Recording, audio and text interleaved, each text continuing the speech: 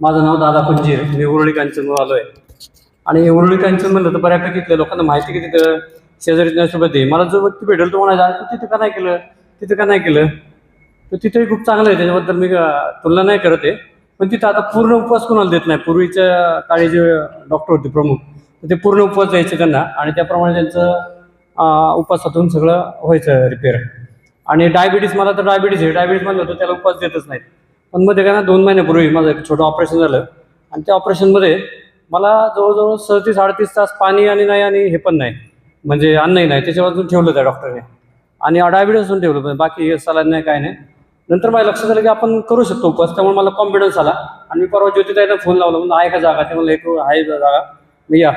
मग त्यांनी मला बोलवलं. इथं आलं, मला चांगलं वाटलं. तरी मी थोडी चिटिंग केली, बाहेर जाऊन एक नारळ पाणी पिऊन आलो. खरं सांगितलेलं मध्ये काय आहे, त्याच्यात काही नाही. म्हणजे काय होतं, आतून इच्छा होते, पोटाला भूक नाही लागत, मेंदूला लागते.